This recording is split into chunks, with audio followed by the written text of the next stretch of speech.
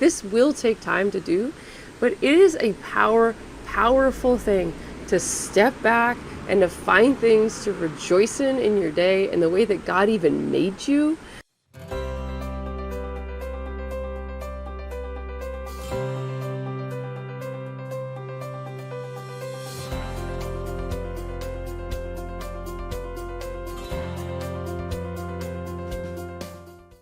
Hi friends, my name is Katrin. If you don't know me, thanks for tuning in, or at least giving me like 10 seconds of your time to potentially hear what I have to say. If maybe something pulled you in from the title of this video, which actually, as I'm making it, I'm not entirely sure what it's going to be yet. So that's going to be a surprise later. I have a few ideas. But anyway, if you don't know me, before I get going about what I'm talking about today, again, I sort of in my mind have the idea of talking about what to do when your heart is dull, or how to establish your heart in the ways of God, in the heart of God.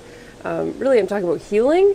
If you don't know me, my name again is Katrin. I have a testimony of how God literally raised me from, death to life. Okay, sorry, no.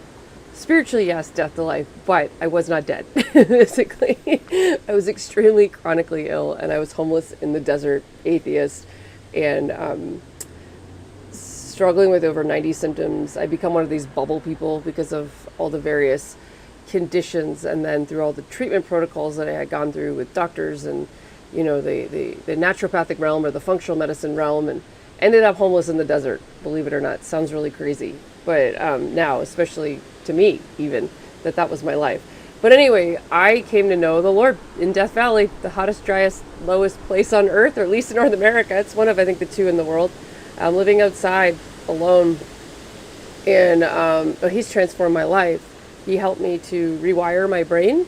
I did use a secular brain retraining or limbic system rewiring program at the time, but it was at the same time I'd just come to the Lord, came to know that Jesus is real, Jesus is God, Jesus is awesome, and he loves me, and God loves me, and he came to me to transform my life and to take me out of that pit of hell and bring me back to my children, where I was thousands of miles away from them, and sing a new song in my heart of life and freedom. And I am here now. This is, since I've been fully healed, what are we in, 2025? So fully healed since about January of 2020, right before COVID started. So that's that's 5.5 years of being totally well, which is awesome, because it's been amazing.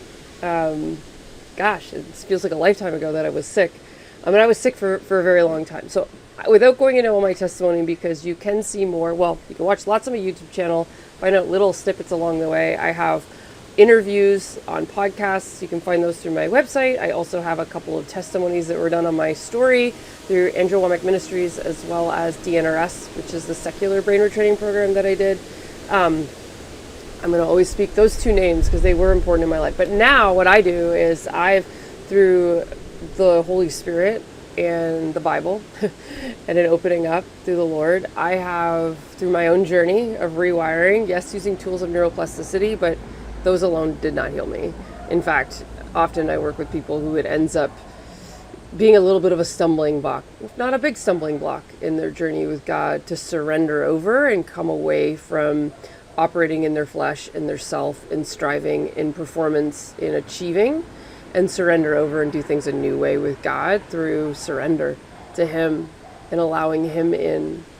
And man, it is a journey of taking your hand off the wheel for people who've been, really, especially perfectionism, overachieving, people pleasing. And anyway, so I have my own program.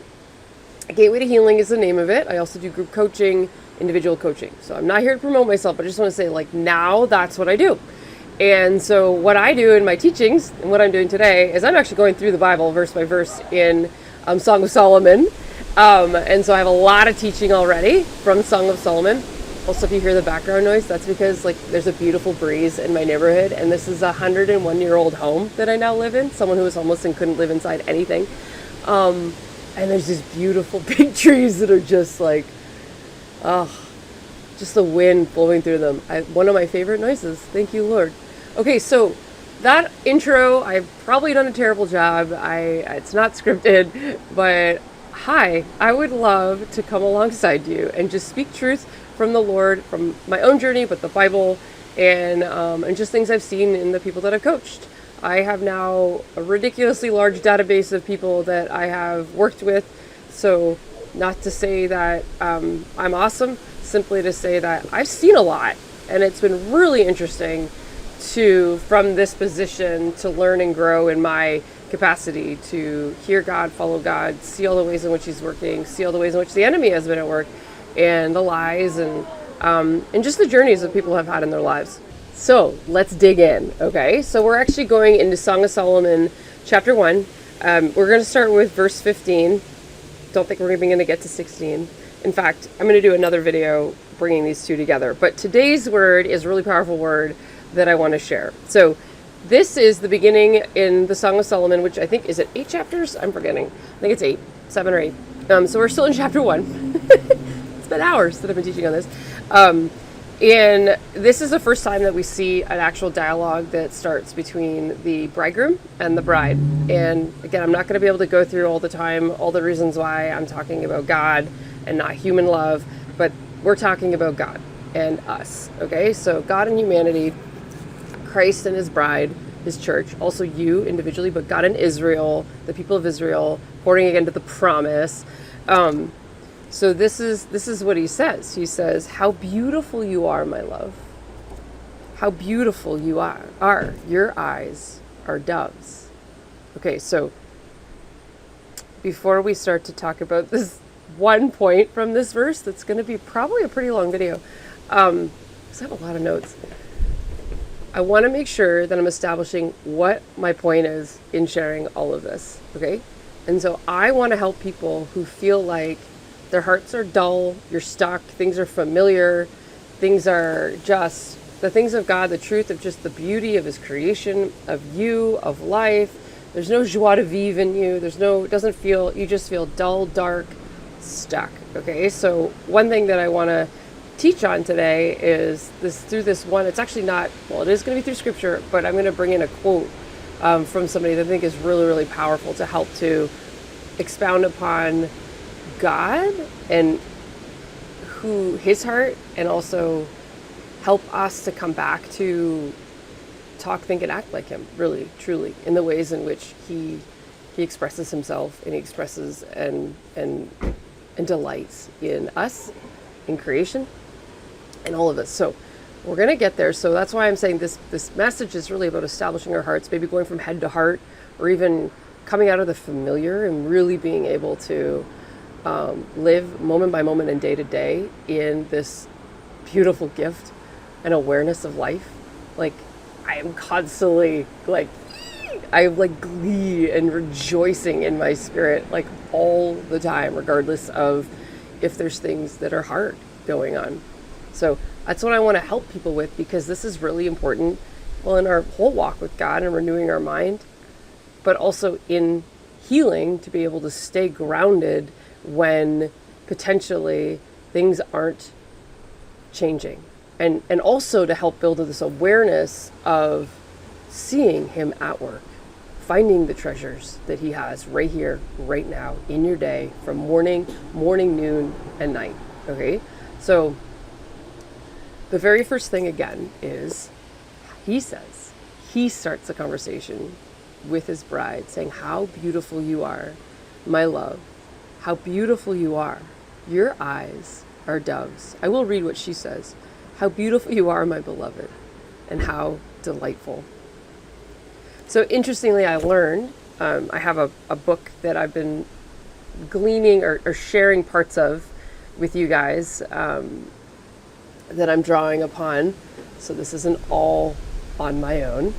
However, what I do is I'm reading it and I'm recognizing, what God have you shown me in my life, and what am I walking in? What's helped me to get free, to heal, so that I can share this in a way that I hope will be, well, fresh manna, something that will connect the dots for people. Okay, so in this book, Song of Solomon, this is repeated on repeat, this song of how beautiful you are. In fact, 15 times in this one book of the Bible, God, he, bridegroom, says how beautiful she is. And it's really cool because he's echoing in Genesis what he says over creation. And really, what God said over creation about it is very good when he made us. And also Adam saying over Eve, like bone of my bone, like he's delighting in his wife as he sees her being taken from him. What a beautiful picture of us coming from Christ, right? He's the firstborn among many brethren. So there's this echo and this, and it's repeated multiple times, 15 times in the book. In fact, I think if I remember correctly, that this is what's said the most about her, is that she is beautiful. Okay, so it's not vain repetition. It's like this confirmation of his heart, his ardent, passionate, like zealous, jealous, really love for his bride, us. So it's, okay. I don't know if you guys can hear the trees. It's awesome. So God here is the first one to wonder at and be caught by the beauty of like us, of these precious beings, humans as. Think of having a child, if you've had one, or you've seen a newborn. It's like, oof. Like it is like it's like heaven on display. It's like, wow, we marvel. We like, our hearts sing. We rejoice in the beautiful gift of this like innocent, pure child that comes into the world, don't we? I mean, and each mother or father over their own child, how deep and intimate and special, no matter how many children you have, it is a miraculous, beautiful gift. So beautiful.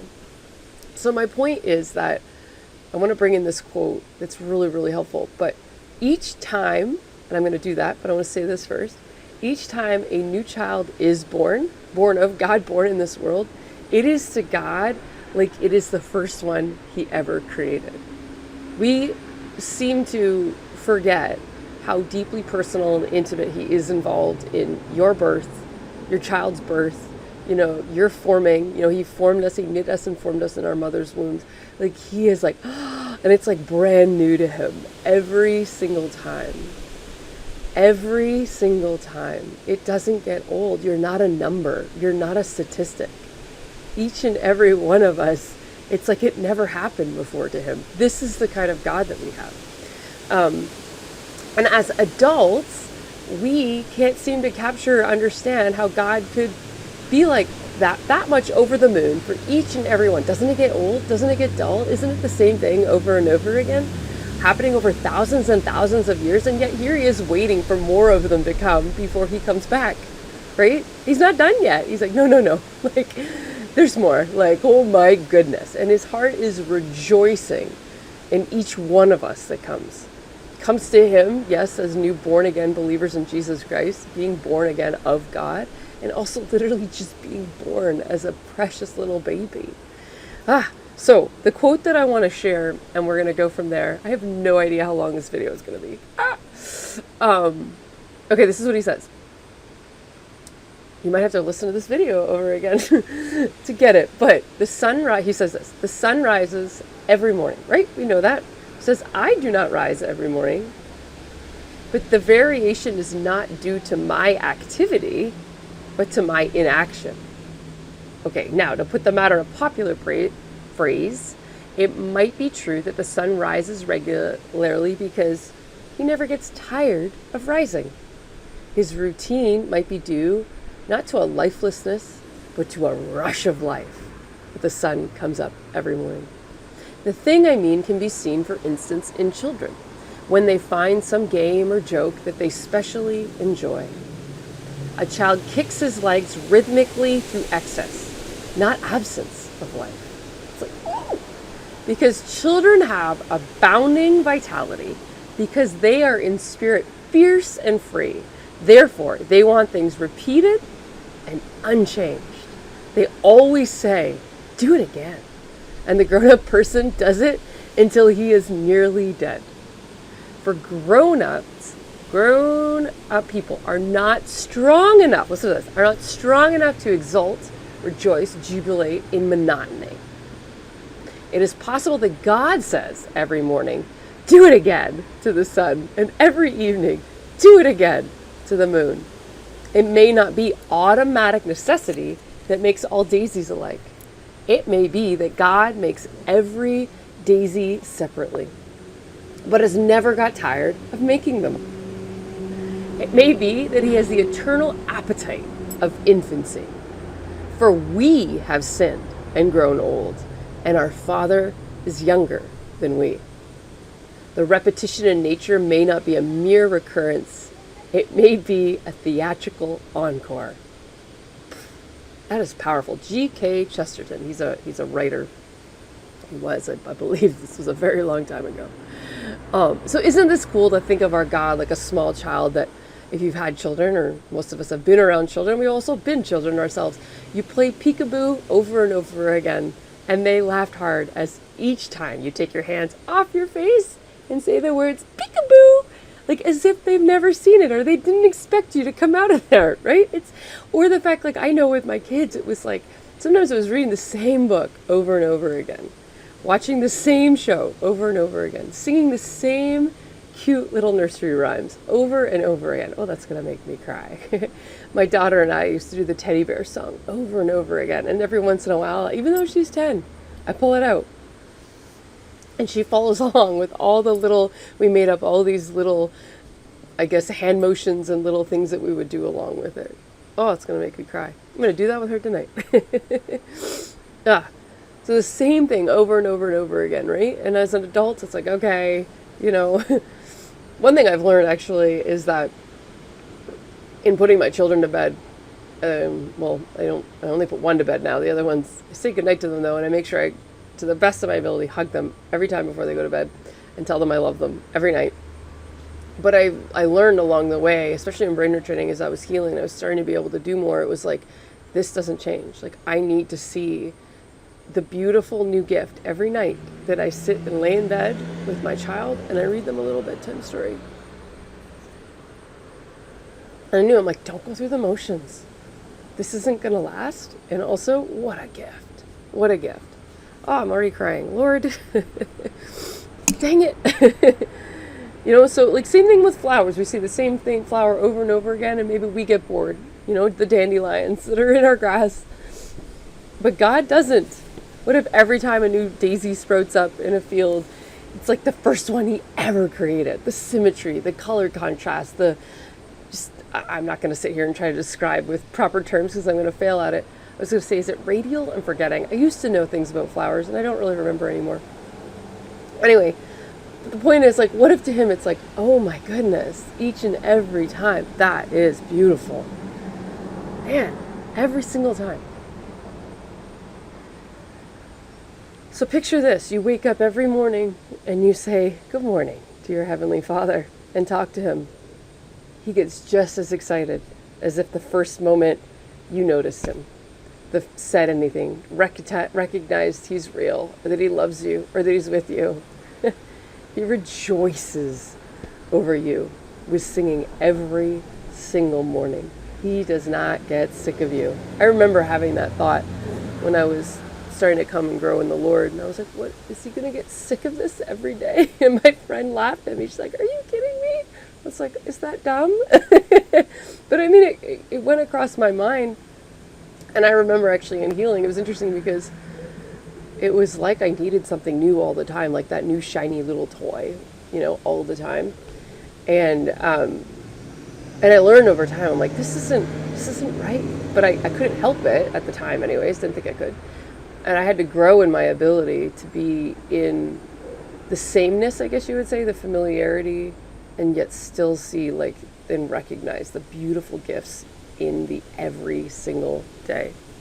I wrote also here, and this is something I know for me as I look forward to just more days with Jesus, but also hopefully in the future, a husband myself. Like, what if he is just getting started and every day it actually gets more exciting for him when you walk with him and get closer to him, instead of going through a honeymoon phase with somebody and then it fading away and becoming kind of this familiar, living together, cohabiting, and like roommates? What if like it actually does get better day by day? The more that you walk with somebody, the longer you walk with somebody. Wow, that's a yes. I am saying yes to that, Jesus. Interestingly, I want to bring this back to the scriptures because I think it's an important point for all of us in our hearts. In fact, there are a lot of things that as I was getting ready to make this video, I was like, oh God, I have to say this, Lord? Oh God. Like, please, no. Like, I don't want to say these things. I don't know how to say this, Lord. I'm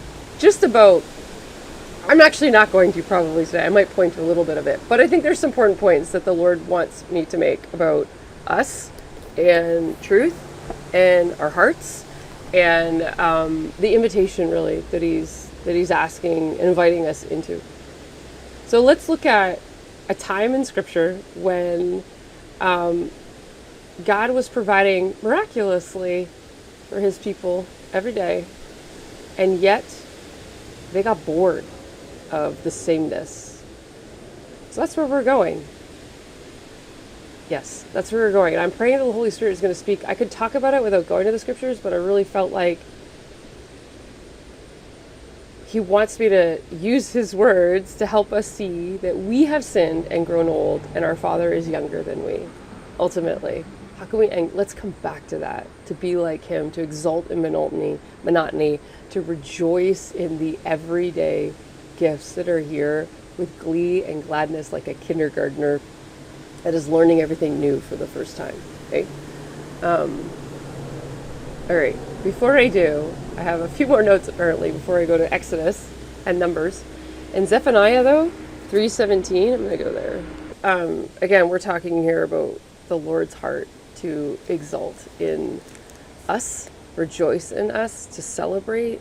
And this is what he does. So first of all, I love this because as we're talking about the Song of Solomon and singing a new song, verse 14 says, "Sing, O daughter of Zion, shout, O Israel, be glad and rejoice with all your heart, O daughter of Jerusalem.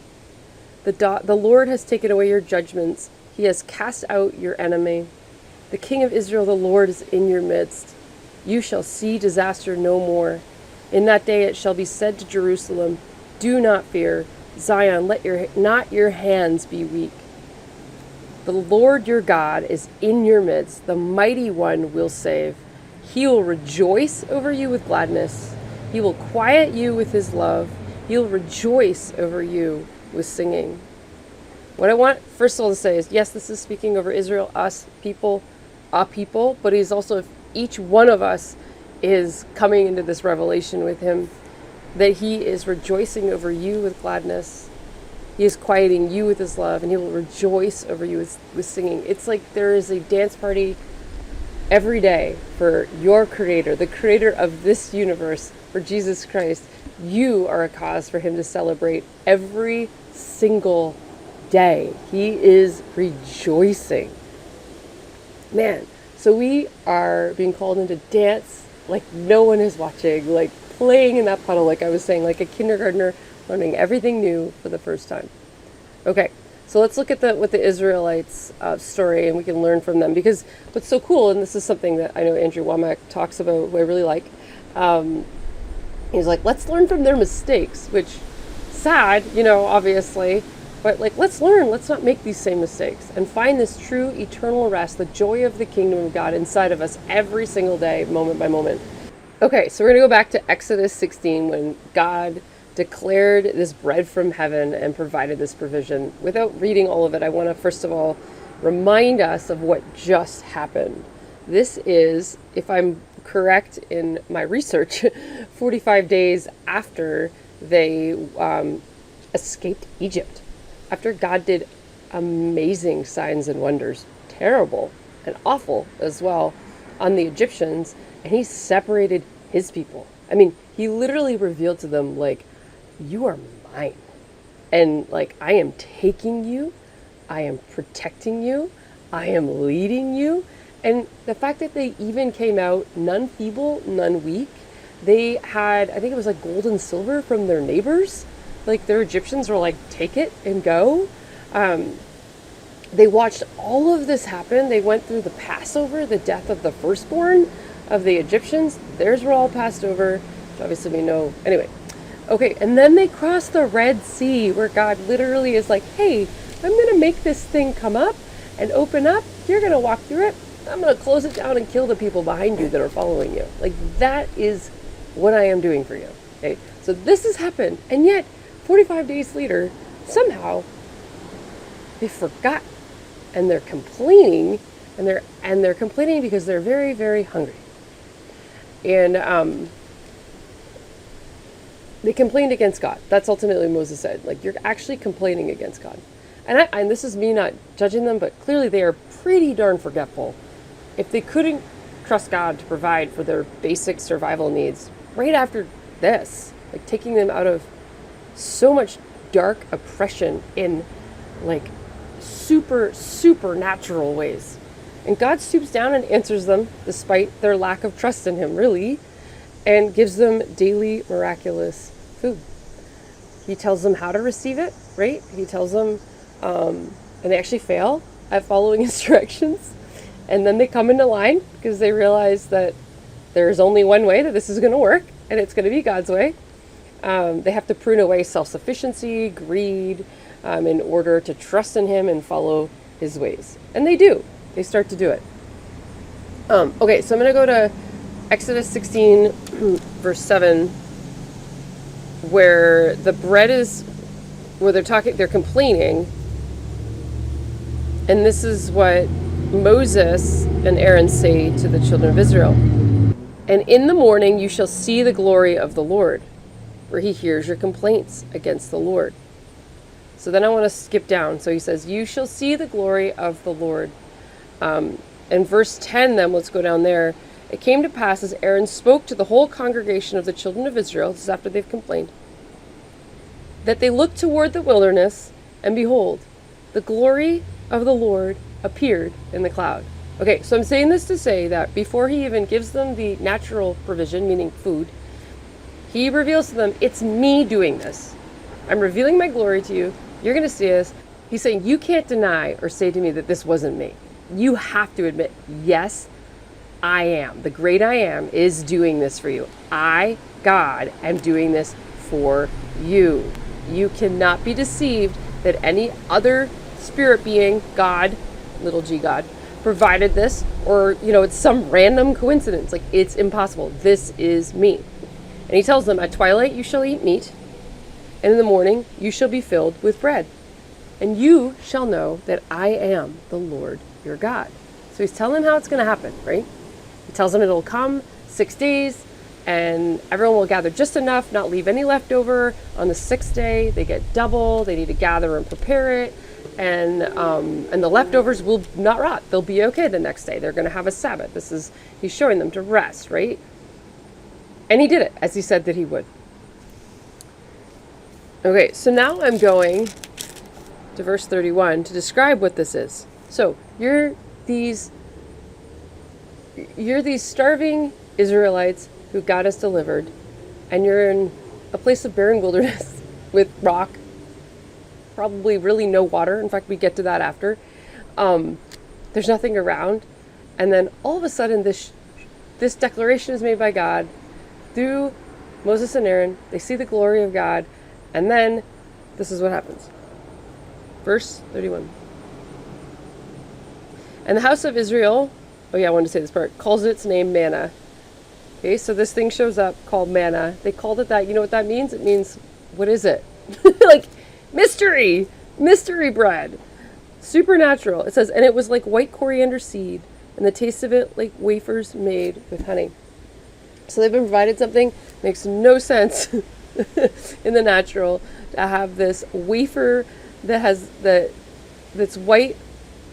It was like white coriander seed, and it's wafers made with honey. So they're provided this every day, and they're given meat at night, the quail.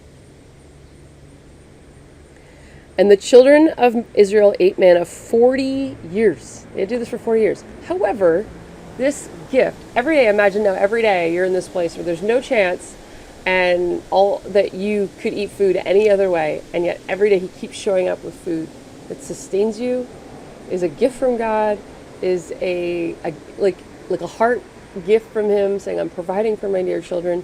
This is my tender, loving care. Like, you're in my womb. I've called you out. I'm taking care of you every single day. They could rejoice in that every single day. And yet they don't exult in this beautiful gift that's the same every single day. They start complaining. After 2 years, they're complaining. They're complaining and they're wanting, and this is what happens. Okay, so they grow tired of this monotony, of this miraculous provision. They start longing for what they had in Egypt. They're thinking back to it.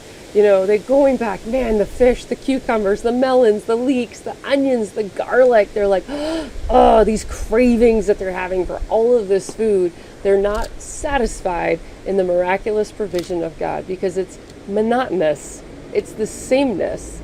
And that speaks like a lot to me, because how often are we dull in our hearts to recognize, like, I just look around where I am right now and it's like somehow these giant trees are like, some of them are like really, really high, 50 feet up in the air, and they've been here for well over some of them over 100 years.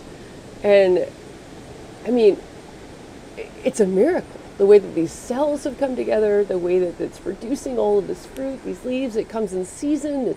Its leaves are changing color. I mean, there's so many things. It's home for all these squirrels. Like, you could just sit here and be like, wow, that came from an acorn, Or like, you could sit and you could wonder and marvel at what is right in front of you, like ants right in front of you. I mean, little tiny beetles. You look at the intricate detail of what's in creation and you can marvel over and over and over again at the simplest thing, like a daisy. We could do it. We actually could do that. That's how God created so much for us to see and have and rejoice in. But again, we don't see that happening in Numbers 11. Well, I didn't even get to Numbers 11 yet. I just talked about it. So let's go there. But these people of God complaining. Actually, this happens right after Moses' father-in-law decided to split. And Moses actually tried to tell him that, will go well for you if you stay because of us. Like, you'll be blessed. But he left anyways. So this is after 2 years. And we start seeing that the people were complaining. And actually, gosh, I don't like sharing some of these things, but it's important for me to share because it's in the Bible. So we actually see that God does something. It doesn't look very kind. So I want to talk about it so that people can understand really God's heart and truth. And I mean, ultimately, yes, severity, but there's a reason for it, a good reason for it. I'll just read the first 3 verses before I get to the verse 4 where I wanted to get to. It says, "Now when the people complained, it displeased the Lord, for the Lord heard it, and his anger was aroused. So the fire of the Lord burned among them and consumed some in the outskirts of the camp. Then the people cried out to Moses, and when Moses prayed to the Lord, the fire was quenched. So he called the name of the place Taberah, which is burning, because the fire of the Lord had burned among them."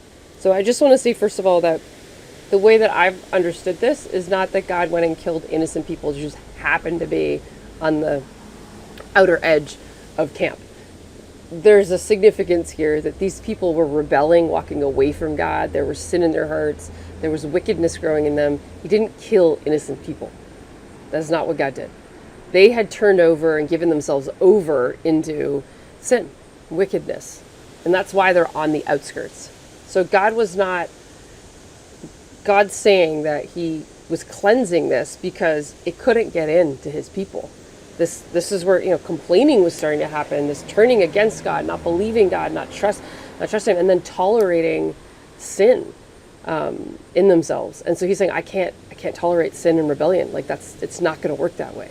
So in his goodness, it's like cutting the cancer out. He had to take them out. Okay. And this is important to say because, really God was like revealing himself in a really, really big way, right? Like, look at all the things that he was doing for them and providing for them and speaking through Moses and Aaron. And it was really rebellion. It wasn't just ignorance from the sense of like innocent ignorance. He was revealing itself to them in a really big way, and they were making their own decision to walk away from the loving kindness of God and to do things their own way. And it didn't end well, obviously. But, however, this complaining and now really hardness and was making its way through the Israelites' camp. So I'm going to read verse 4 to 9. It says, "Now the mixed multitude who were among them yielded to intense craving. So the children of Israel also wept again and said, 'Who will give us meat to eat? We will remember the fish which we ate freely in Egypt, the cucumbers, the melons, the leeks, the onions, and the garlic. But now our whole being is dried up. There's nothing at all except this manna before our eyes.'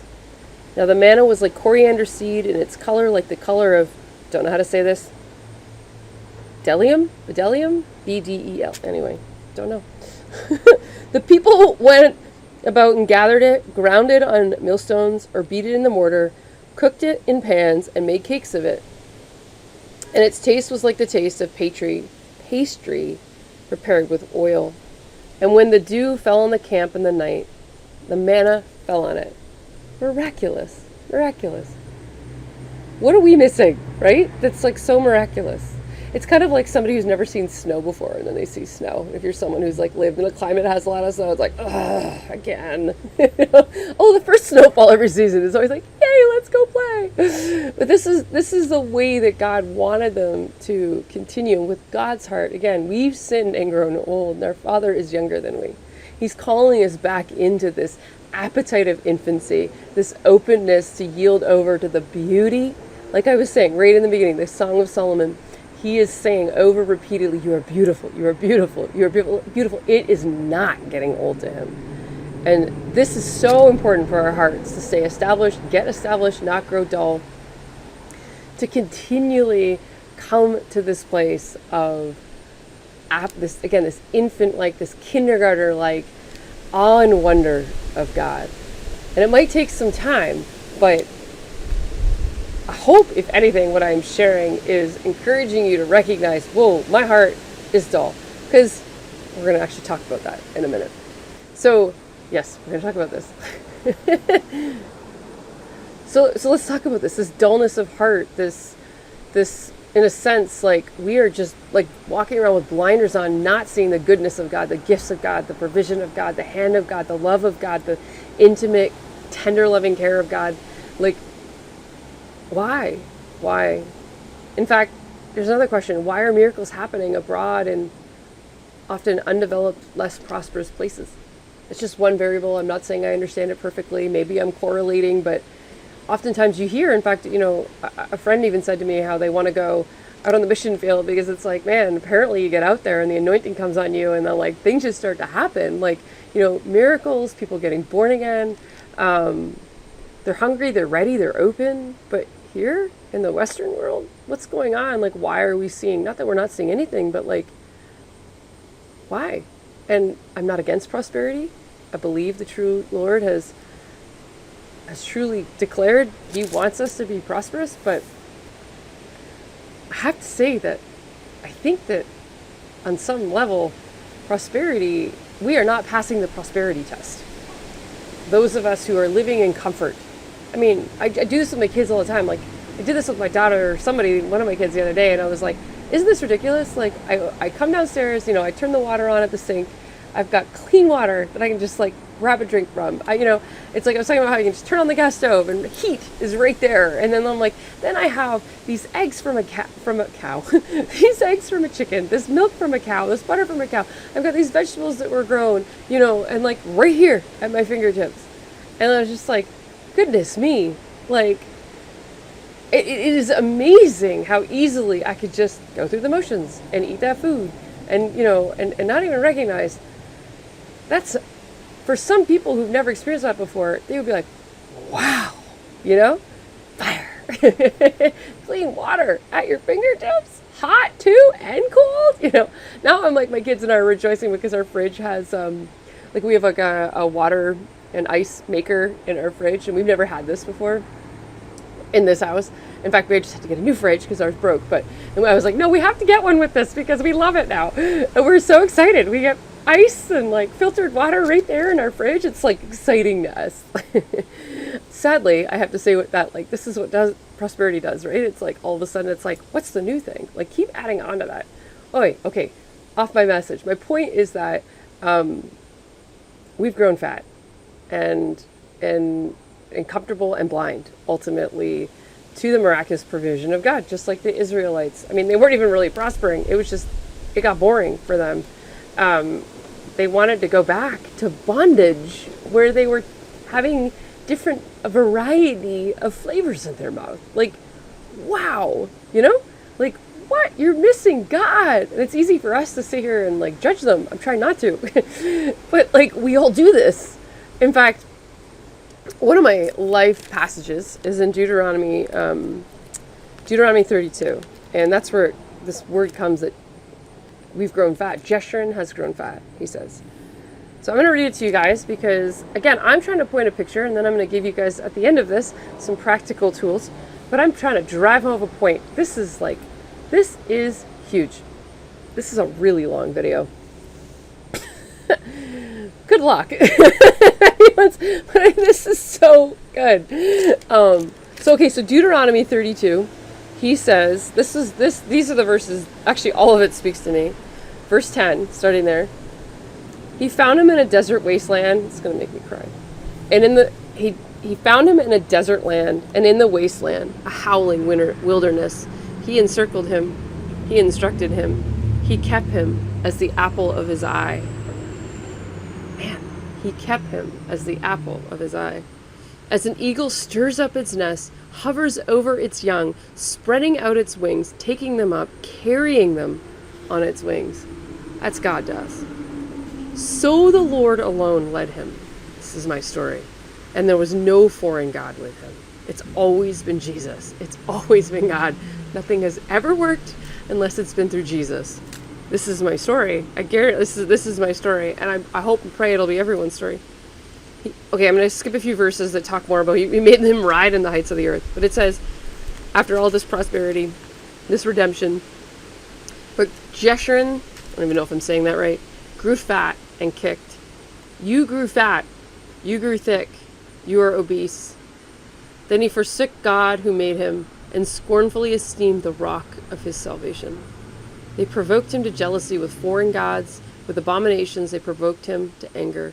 They sacrificed to demons, not to God, to gods they did not know, to new gods, new arrivals that your fathers did not fear. Of the rock who begot you, you are unmindful, and have forgotten the God who fathered you. Whew. What a harsh word, Lord. But it's important. It's important. I'm gonna share one more in the New Testament, because you guys might be like, well, but we're not under that. The truth was suppressed in unrighteousness, and that God revealed himself to all of us, his invisible attributes through the visible creation. Again, this is what I'm trying to say, like, let's see properly. Our hearts will rejoice and sing as we do.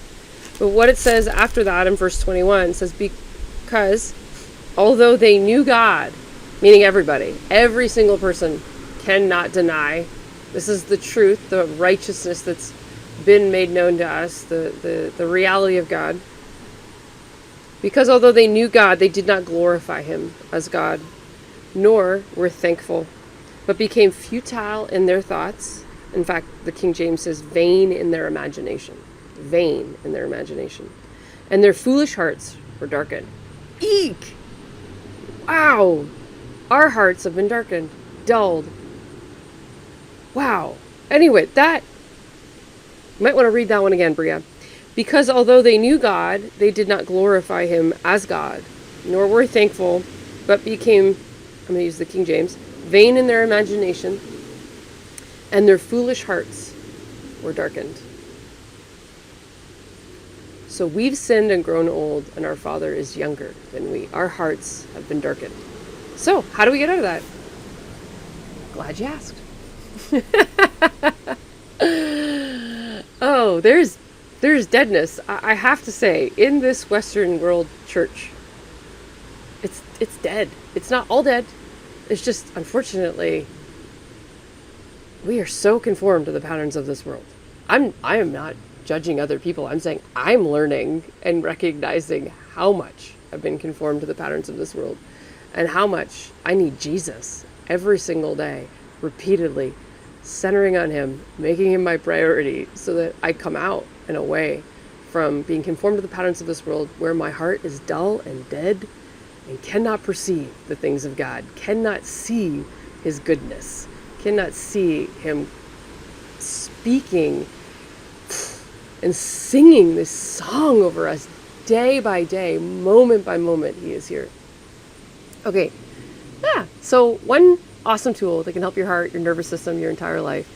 What is it going to be, Bria? Well, let's think about it. If we are not able to exult in monotony, we need to learn how to be like children, like our Father, and start to rejoice and play and take the time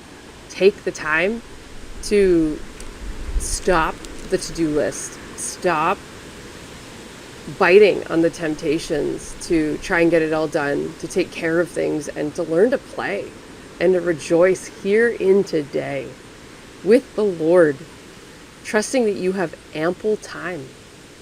He is showing you the way to slow down, to take this life-changing opportunity, moment by moment, to stop and let God and his way to begin to exult in this monotony, the beauty that is in us and all around us every single day, to stop and sink it in and rejoice in it, man, and not bite on the temptation of stress and worry and to-do lists. Often, so often, they've become bigger than God. I hate to say that, but it's like God has to fit into my to-do list. God has to fit into the things that I need to do today, the things that maybe even I feel like I'm called to do, in ministry or in work or whatever, some vocation. And somehow it's like, okay, so I have to fit God into that rather than letting him be bigger and not bite on the stress, the worry. I get that it takes time. I mean, I've had to learn this repeatedly over and over and over again, to not try and just fit God into my daily to-do list and daily grind. It does not work well. It does not last. It's just, it's building your house on the sand instead of on the rock. So how do we get out of this, Bria?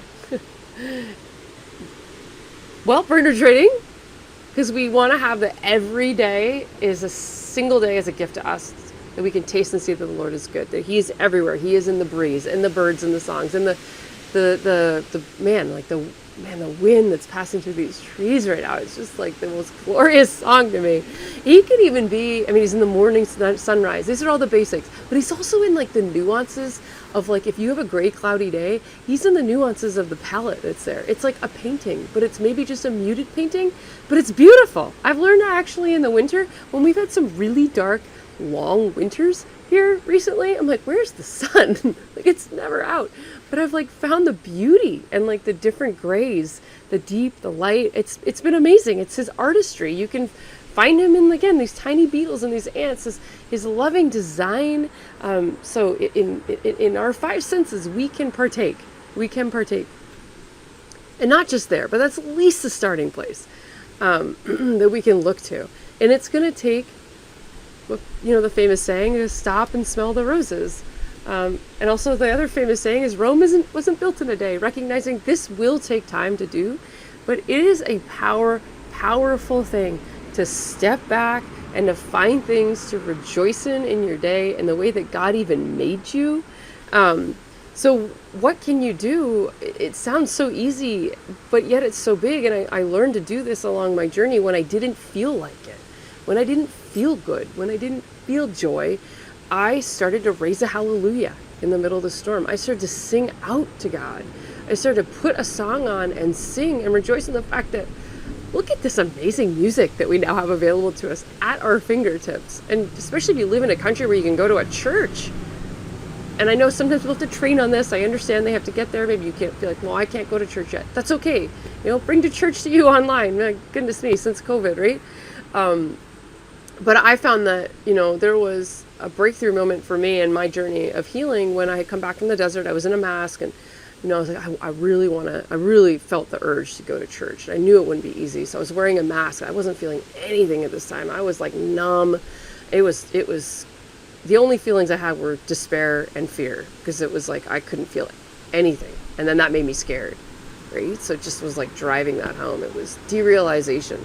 And anyway, so I remember walking into church, and I don't remember how it happened, except for I was singing, I see Brooke, what's her name, from Hillsong Worship, Ligerwood. It's a beautiful name. What a beautiful name it is. Oh, it's going to make me cry. And I remember singing those words that were on the screen, and I mean, it opened up like all of a sudden I felt this love. And it wasn't that I was begging for it or even expecting it. I was just like, okay, I have to sing. I knew at that point already from brain retraining, especially, but already learning a little bit about spiritual warfare, that I was like, I have to make a choice, and I have to choose life, and I have to do this even when I don't feel like it. So I did, and it made a difference, and it opened things up. I remember starting to be able to feel, and it was crazy. That wasn't easy after that, but I felt, and I held on to that moment. I rehearsed that moment, and I kept doing it. I kept worshiping. And interestingly, I remember before being born again, seeing a functional medicine doctor, and one of the vagus nerve exercises that they gave me, among many others, one was like gagging. There's coffee enemas, all the things, but one was to sing loudly. And I remember that coming back to me and being like, interesting. I'm like, I can worship God in truth, spirit and truth, and sing his words out, sing his songs out that glorify him at the top of my lungs.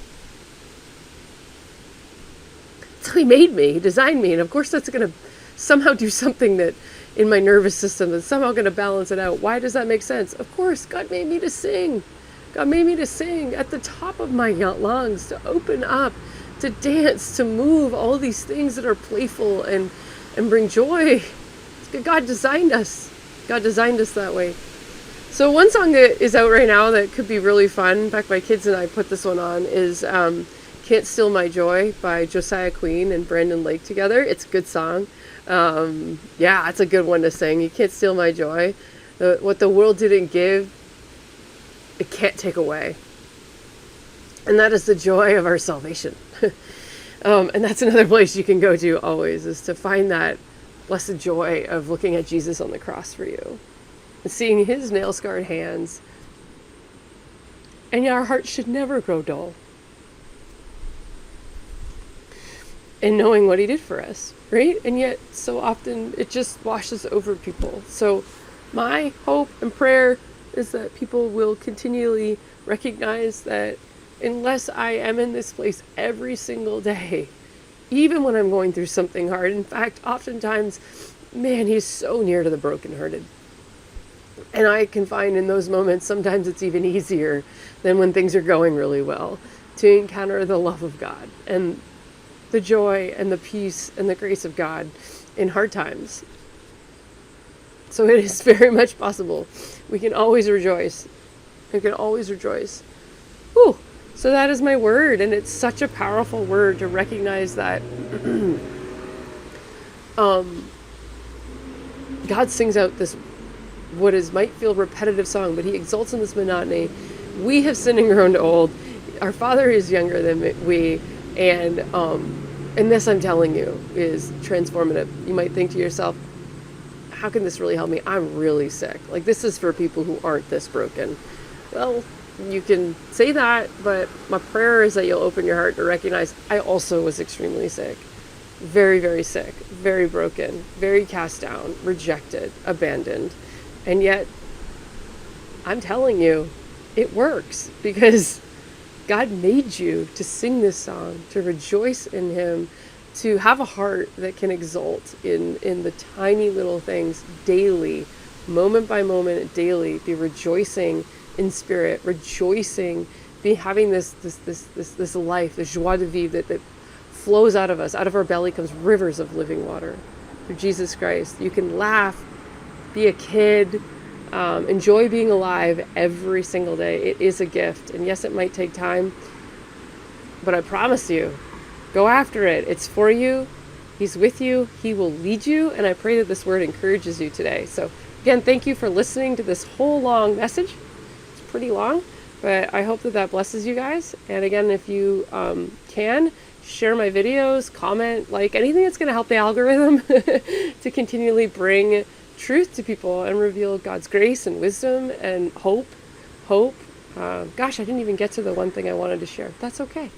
We'll do it in another video. But God bless you today. Thank you so much for listening all the way to the end. Have a great day.